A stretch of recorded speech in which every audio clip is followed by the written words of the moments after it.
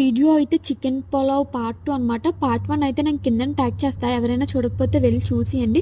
So last వీడియోలో చెప్పాను కదా! అల్లం వెల్లుల్లి పేస్ట్ కూడా వేసుకొని అయితే మనం ఫ్రై చేసుకుంటాం.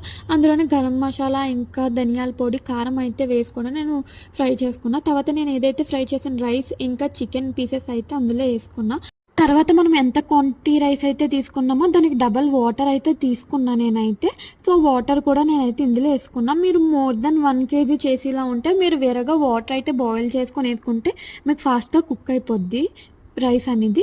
సో నేనైతే ఇంకా తక్కువే కదా వండుతున్నానని నేనైతే వాటర్ ఏసుకొని అందులోనే కొంచెం సాల్ట్ అయితే ఏసుకున్నా. సో సాల్ట్ ఏసుకున్న ప్లేట్ పెట్టి దాని మీద ఏదైనా బరువుగా పెట్టండి. సో ఆఫ్టర్ 20 మినిట్స్ మనకి ఇంకా యమ్మీ యమ్మీ చికెన్ పులావ్ అయితే రెడీ అయిపోద్ది. సో మీరు కూడా ట్రై చేసి ఎలా వచ్చిందనేది కిందన కామెంట్ చేయండి. ఇక్కడైతే మా ఫ్రెండ్ ట్రై చేస్తుంది ఎలా ఉంది అని. సో మాదైతే చాలా బాగా వచ్చింది. సో మేమైతే అలా కూర్చొని తినేసాం. Thanks for watching. Please like, share and subscribe.